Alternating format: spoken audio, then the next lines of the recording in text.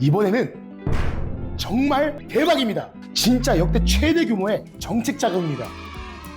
사업을 운영하면서 받은 자금 대출금을 갚지 않는다. 창업을 하는데 내 돈으로 안 한다? 도대체 이게 무슨 말이냐 싶으실 텐데요. 정부 지원금에 대해 알려드렸던 영상이 저희 채널에서 정말 큰 사랑을 받았습니다. 특히 이번에 바뀐 정책금융 확대 공급에 대해 알고 싶다 하는 말씀들도 좀 있었고요. 그래서 오늘 이 영상을 준비했습니다. 어떻게 사업을 운영하면서 정부 지원금을 활용할 수 있는지, 그리고 여러분들이 창업이나 사업 확장을 하실 때 어떻게 활용 계획을 세우면 도움이 될지, 이 두 가지에 대해 이야기해 보겠습니다. 이 영상을 진짜 끝까지 보시고 바로 사업 계획서에 활용하십시오. 자, 안녕하십니까, 승인 왕 양사부입니다. 오늘은 긴급하게 알려드릴 이야기가 있어서 카메라를 켰습니다. 바로 이번에 정책금융 신규 공급이 대폭 확대된다는 좋은 소식입니다. 그럼 대체 얼마나 확대되는데 하시는 분이 계실 것 같습니다. 무려 26조 5천억 원. 사실 제가 발표 공문을 직접 보여드리려고 했습니다만 내용이 너무 전문적이고 복잡해서 누구나 이해하기 쉽게 정리해서 전달해드리려고 합니다. 자, 먼저 이번 정책금융의 핵심 목표에 대해 말씀드리도록 하겠습니다. 요즘 전 세계 경제가 정말 빠르게 변하고 있습니다. 물가도 오르고 금리도 오르고, 이런 어려운 상황에서 우리 중소기업과 소상공인분들이 흔들리지 않고 계속 성장할 수 있도록 돕는 게 정부의 가장 중요한 목표입니다. 특히 정부는 디지털 전환, 탄소 중립, 신성장 동력 발굴 등 미래 핵심 분야에 집중 지원할 예정입니다. 한마디로 우리 중소기업들이 미래에도 잘 나갈 수 있도록 체력을 키워주겠다라는 겁니다. 26조 5천억 원의 정책 자금은 크게 세 가지 핵심 분야로 나누어서 지원할 예정입니다. 첫째로 디지털 혁신 및 친환경 전환 분야에는 총 12조 5천억 원이 배정되었습니다. 이는 스마트 공장 구축, 데이터 기반 비즈니스 모델의 혁신, AI 도입 등 디지털 전환과 함께 친환경 설비 도입, 에너지 효율화, 환경오염 저감, 시설 구축 등의 탄소 중립 대응을 위한 것입니다. 쉽게 말해 우리 중소기업들을 디지털에 강한 기업으로 만들자라는 겁니다. 자, 요즘 배달 어플 안 쓰시는 분들 없으시잖아요. 배달 어플이 어떻게 이렇게나 성장할 수 있었을까요? 10년 전만 해도 전화로 주문하고 메뉴판도 일일이 들춰봐야 했던 것들이 이제는 손가락 터치 몇 번만으로도 해결되는 디지털의 시대로 접어들었기 때문입니다. 그럼 우리도 발맞춰서 성장해야겠죠. 둘째, 수출 및 글로벌 혁신 성장 지원에 11조 원이 투입됩니다. 요즘 세계 경제가 매우 불안정합니다. 그래서 더더욱 우리 중소기업들의 해외 시장 진출이 중요해졌습니다. 수출 마케팅, 해외 인증치 등 글로벌 공급망 참여 등을 종합적으로 지원하여 우리 기업들의 글로벌 경쟁력을 강화할 예정입니다.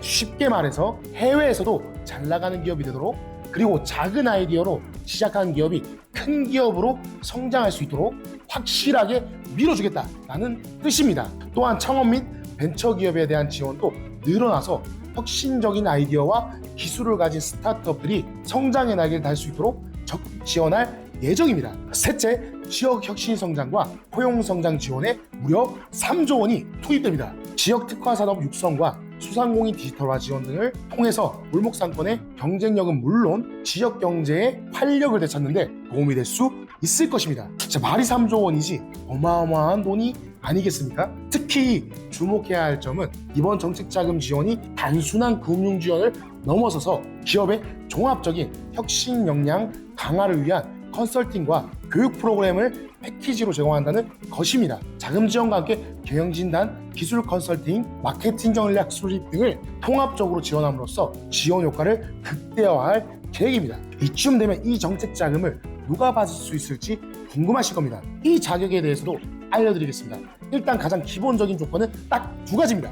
첫 번째, 중소기업이어야 하고, 두 번째, 지원된 업종을 하고 계셔야 합니다. 자, 여기까지 간단하죠? 그런데 여기서 끝이 아닙니다. 은행에서 대출 받으실 때처럼 심사를 받으셔야 합니다. 첫 번째, 회사가 재정적으로 건강한지, 둘째, 기술력은 충분한지, 셋째, 앞으로 사업이 잘 될 수 있을지, 이런 것들을 꼼꼼히 살펴본다고 보시면 되겠습니다. 대출 기간과 금리 조건도 프로그램별로 차이가 있습니다. 일반적으로 시설 자금은 10년 이내, 운전 자금은 5년 이내로 지원됩니다. 금리는 정책 특별 자금의 경우 2% 내외, 일반 자금이 3% 내외로 결정됩니다. 물론 이는 기준금리 변동과 기업의 신용도에 따라서 달라질 수 있습니다. 가장 눈에 띄는 것은 신산업 분야에 대한 전폭적인 지원입니다. 자, AI, 로봇, 바이오, 메타버스와 같은 첨단 기술 분야에 진출하는 기업들에게 더욱 유리한 조건으로 자금을 지원한다고 합니다. 그리고 소재부품 장비의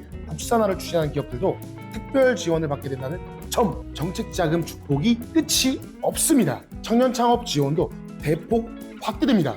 MZ세대의 강력한 아이디어가 현장에서도 이어질 수 있도록 별도 예산이 편성되었습니다. 심사 기준도 완화되어서 더 많은 청년들이 창업에 도전할 수 있을 겁니다. 사회적 가치를 추구하는 기업들에 대한 지원도 강화됩니다. 여성 기업과 장애인 기업에 대해서는 별도 지원과 우대 김매를 적용하게 됩니다. 어떤가요? 정말 많은 기회가 있지 않습니까? 마지막으로 잠깐 제 이야기를 나눠드리겠습니다. 처음 정책자금 컨설팅을 시작했을 때가 생각나는데요. 수많은 분들이 좋은 기회를 몰라서 놓치는 것을 보면서 너무 안타까웠습니다. 복잡한 절차에 막혀서 또는 정보가 부족해서 포기하시는 분들이 정말 많으셨기 때문입니다. 사실 저도 처음에는 너무 막막했는데요. 하지만 하나하나 배워나가면서 성공 사례들을 만들어 나갔고 그 덕에 전문가로 성장할 수 있었습니다. 그 과정에서 깨달은 게 있습니다. 정책 자금이 결코 그림의 떡이 아니라는 것을 말입니다. 제대로 준비하고 도전하면 충분히 받으실 수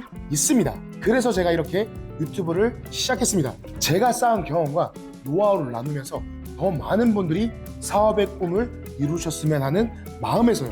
앞으로도 여러분들께서 유튜브를 시청하는 시간이 유익할 수 있도록 저는 더욱더 실질적인 도움이 되는 정보들을 계속해서 전해드리도록 노력하겠습니다. 오늘 영상이 여러분께 큰 도움이 되셨으면 좋겠습니다. 시청해주셔서 감사합니다. 다음에 또 찾아뵙겠습니다.